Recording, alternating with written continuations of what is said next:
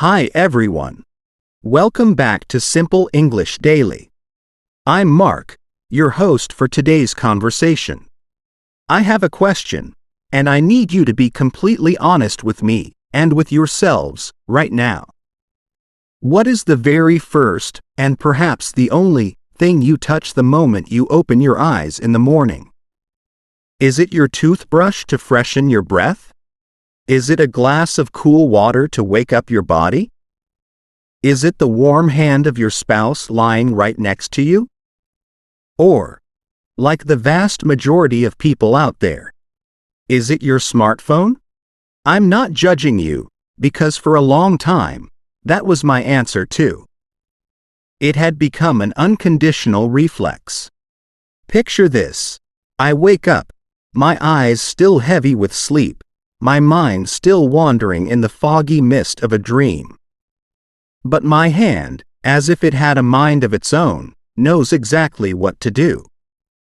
It fumbles in the dark, searching for that cold piece of metal on the nightstand. My thumb swipes. The screen flickers to life. Blinding artificial blue light hits my retinas. And immediately, my brain is injected with a dose of stimulant. Scroll, scroll, and scroll. I check high-pressure work emails. I check Facebook to see who commented. I scroll through Instagram to peek at the glamorous lives of strangers. I feed my brain with tragedies, sensational news, and controversies that happened across the globe while I was asleep. The result? Before I can even turn to say a proper good morning to my family, my brain has already consumed 100 photos, 5 short videos, and 3 negative news reports. I don't start my day with peace or gratitude. I start it with stress, a false sense of busyness, and toxic comparison.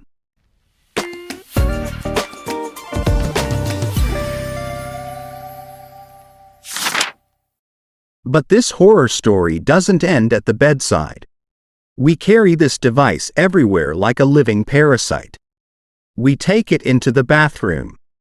We place it on the dinner table. We glue our eyes to it while driving. Just try to remember the feeling when you leave the house and realize you forgot your phone. Do you panic?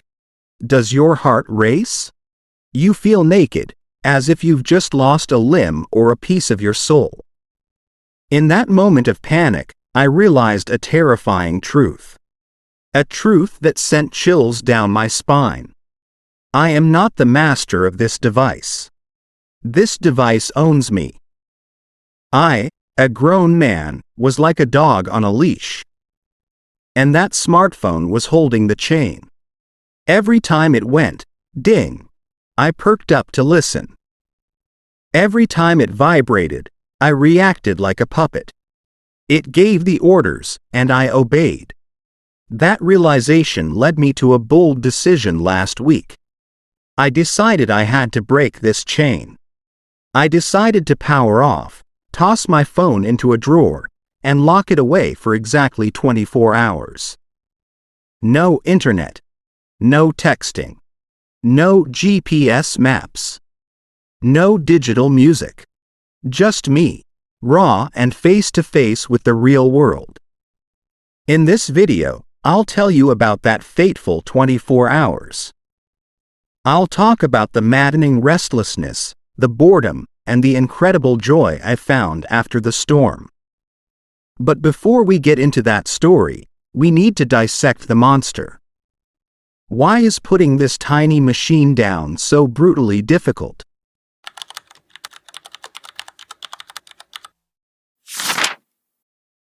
You might be sitting there making excuses. Mark, you're exaggerating. I'm not addicted. I just use it for entertainment. But I'm sorry, neuroscience disagrees with you. You need to understand that the apps in your hand, Facebook, TikTok, YouTube, were not created by accident. They were designed by the most brilliant behavioral engineers in Silicon Valley. And their single, ultimate goal is to steal your attention and keep your eyes glued to the screen for as long as possible. They aren't just creating good content. They are conducting a biological war on your brain using two powerful psychological weapons. The first weapon is what I call the slot machine effect. Have you ever stepped into a Las Vegas casino? Look at the people sitting at the slot machines. They drop a coin in. They pull the lever. And they wait, holding their breath. Maybe they win big. Maybe they lose everything. They never know the outcome in advance. In psychology, this is called a variable reward. It is this uncertainty that makes the brain extremely excited. You want to pull the lever over and over again. You can't stop. Your phone is a miniature slot machine. The act of using your thumb to swipe down and refresh your feed is, both mechanically and psychologically, the exact same act as pulling the lever on a slot machine.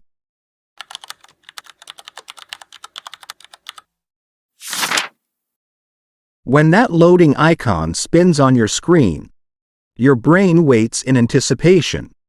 What will it be this time? It could be a hilarious cat video. It could be a text from an ex. It could be a boring advertisement. You have no idea what's coming next. And that mystery itself stimulates the brain to pump out a waterfall of dopamine. You scroll subconsciously, not because you enjoy what you're seeing, but because you are addicted to the thrill of the hunt for the next reward. Just one more video. Just one more photo. And just like that, 2 hours have vanished. But that's not all. They have a second, more sinister weapon. FOMO, fear of missing out. Evolutionarily speaking, humans are pack animals. Thousands of years ago, being separated from the tribe meant certain death. You would be eaten by predators or die of hunger. Therefore, our primitive brains are programmed to be constantly alert, always scanning the environment. What is the tribe doing? Where is everyone? Are they talking about me?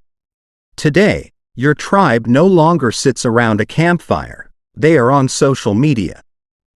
When you see that little red notification dot on an app icon, your primitive brain immediately sounds the alarm.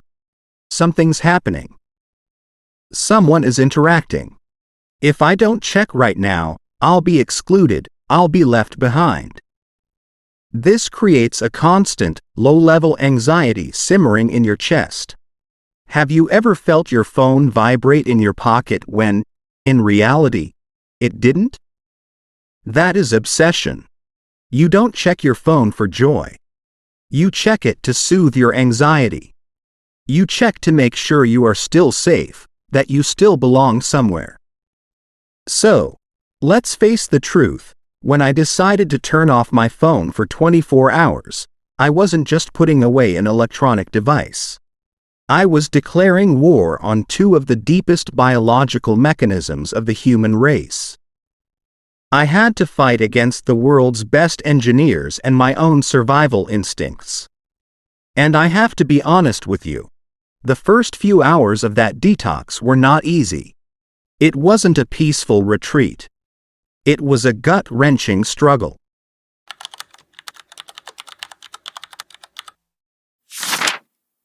The clock struck 0. The challenge officially began at 7 a.m. on Saturday. I woke up just as the sunlight filtered through the curtains. Following a habit that had been ingrained in my very marrow for a decade, my right arm automatically reached out from under the blankets toward the nightstand. It's the survival instinct of the modern man, an unconditional reflex. But my hand only grasped at thin air. My palm touched the cold surface of the wooden table. Empty. There was no familiar piece of metal there. Immediately, my brain jolted. Oh, right. The phone is locked in the kitchen drawer downstairs. I lay flat on my back, staring blankly at the ceiling. And the first thing that attacked me wasn't sleepiness, it was the silence. The room was so quiet it was almost deafening. Normally, at this hour, my mind would be drowned in the noise of the virtual world. Work emails, war news, celebrity drama, TikTok music. But now, there was nothing. Just me in a plain white ceiling. Honestly, it felt incredibly uncomfortable. I felt restless. I didn't know what to do with my wide-open eyes when there was no screen to glue them to. I decided to go downstairs and make coffee to kill time. This was another habit trap. Usually, while waiting for the coffee machine to finish, I have about 3 to 5 minutes of dead time. That's when I scroll through Instagram to see what my friends ate last night. But today, I just stood there. Exposed. I watched the thick black coffee drip into the cup. Believe it or not, those 3 minutes felt like 3 hours. I felt as though time had frozen. I started tapping my foot on the floor out of impatience. My brain, used to being fed information every morning, was now screaming with hunger. Hey Mark. Give me something to see. Give me information. Don't make me stare at this machine anymore. I tried to ignore it, took my hot cup of coffee, and went to the sofa. And then, something strange, even scary, happened. As I was sitting there, I suddenly felt a familiar vibration on my right thigh.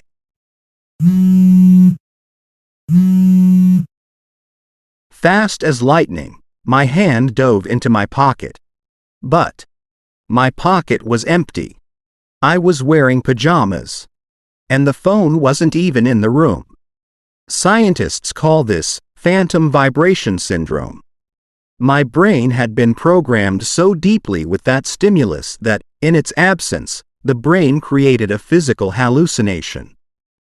I shuddered as I realized, this addiction isn't just in my mind. It has invaded my physical body. The next 3 hours were a living hell. I became irritable and easily annoyed for no reason.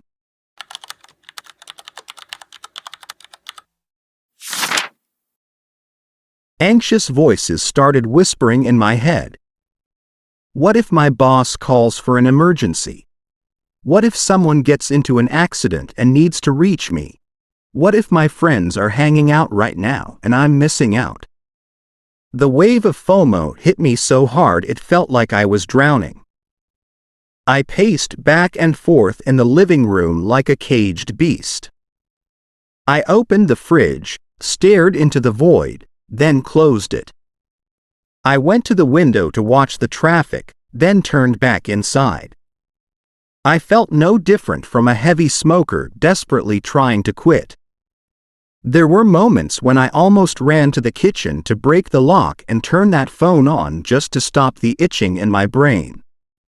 But I had to grit my teeth and reassure myself. No, Mark. You're not that weak. It's only 24 hours. You can do this. And then, the miracle happened. Around 2 p.m., the fever began to break.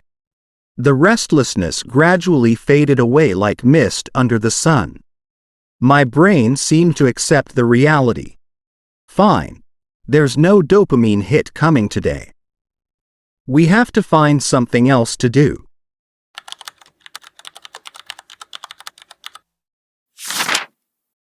I decided to take a chair out to the garden. No headphones. No podcasts. No music. Just me and the quiet afternoon. At first, I was bored to death. But when I sat there long enough, the boredom started to transform into tranquility. Because my eyes were no longer locked onto a 6-inch screen, I started to actually see the world. I noticed that the green of the leaves today was extraordinarily vibrant. I saw fluffy white clouds drifting lazily across the deep blue sky. I watched a tiny sparrow hopping around looking for food on the grass. It's ironic, isn't it?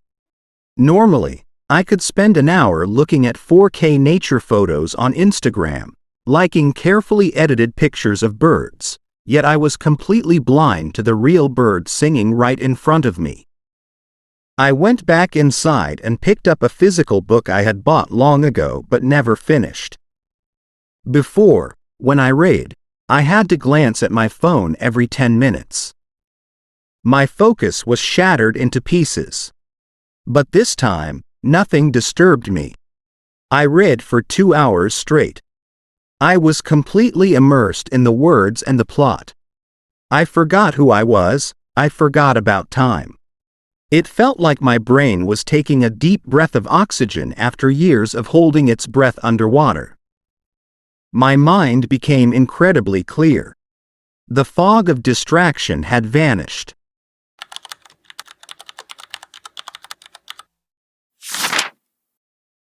At that moment, I realized a profound truth about time. When we are glued to our phones, time is a thief. You open TikTok intending to watch for just 5 minutes, and when you look up, 2 hours have evaporated forever.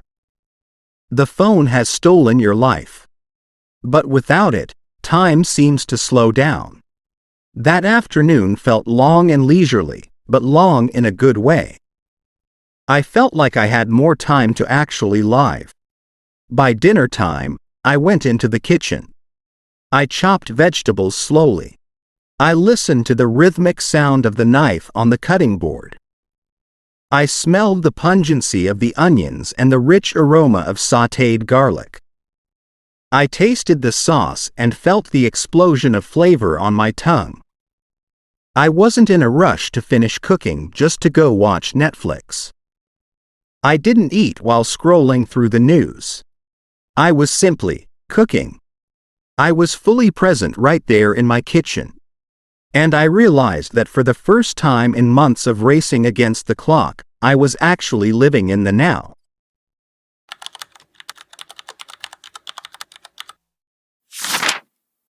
So, that's my 24-hour story. I survived. I didn't die from a lack of digital oxygen. In fact, I felt more alive and more human than ever. And now, the ball is in your court. I have a challenge for you. I want you to try this. It doesn't have to be as strict as my 24 hours. Maybe it's just a Sunday afternoon. Or simply 3 hours before bed every night. But, please remember this. You can't just vaguely say, "I'll stop using my phone." Don't be naive. Willpower is a finite resource, and it will run out. To win this war, you need a strategy. Here is the first specific step to design your successful digital detox. Step 1. Establish a social contract. What is the biggest fear that stops us from switching off? It's the question, what if there's an emergency? To eliminate this fear, on Friday night, send out a notification to your most important people. Text them, "Hey everyone, I'm going offline tomorrow to rest." If there is a life or death emergency, please call my spouse's number. When you do this, you are creating a psychological safety net. You know that if the world collapses, people will find a way to reach you. And if no one calls? It means the world is just fine, and you can enjoy your freedom with a clear mind. Step 2. Invest in a classic alarm clock. This is a small investment that yields massive returns. Most of us use our phones as alarm clocks, and that is a deadly trap.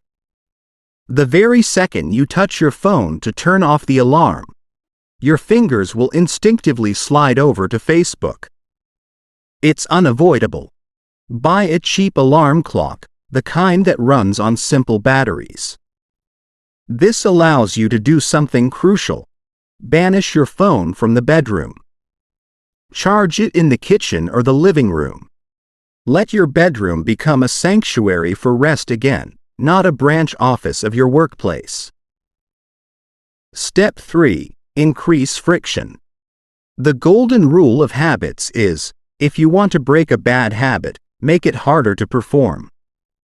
Don't leave your phone on your desk within your line of sight. Apply the proverb, out of sight, out of mind. Put it in a drawer. Lock it in a box. Place it on the highest shelf. If every time you want to check Facebook, you have to stand up, walk to another room, and grab a chair to reach your phone, your lazy brain will ask itself, do I really need to see this? Or am I just bored? That precious pause will help you reclaim control. Step 4. Draft an offline menu. This is the most important step, the one that decides whether you win or lose. When you turn off your phone, you will face a massive void of time. If you don't know what to do, you will get frustrated and give up immediately.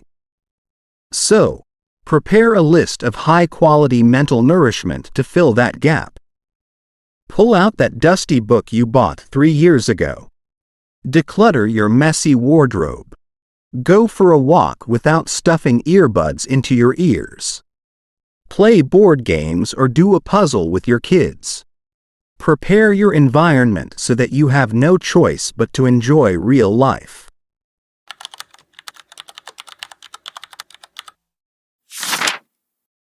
And then, Sunday morning arrived. The 24-hour challenge was over.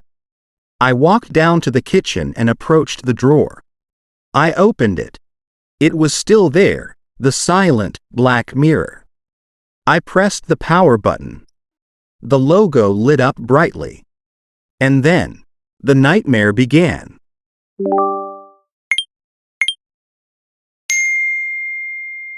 My phone seemed to have a seizure.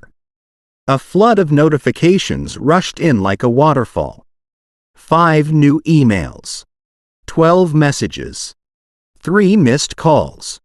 How do you think I felt at that moment? Happy? Not at all. I felt overwhelmed. Suddenly, the tranquility of Saturday was shattered. The noise returned. The pressure returned. The stress returned. But then, I took a deep breath and started checking each notification one by one. And I laughed. What were most of them? Pointless memes.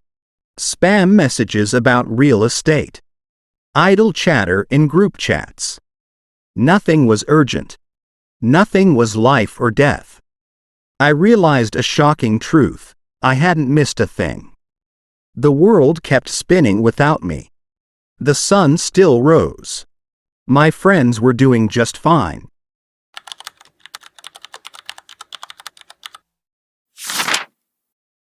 The biggest lesson I learned after that weekend is this: technology is a wonderful servant, but a terrible master.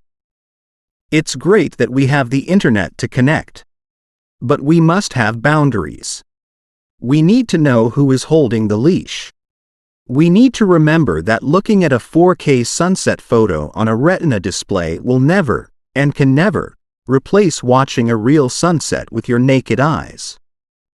So, my friends, this is my final message to you today.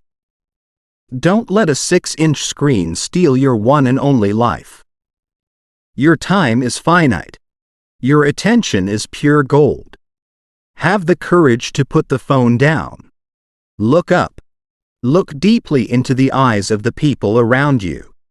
The real world out there has infinite resolution, vibrant colors, no battery limits, and an emotional connection that is always perfect.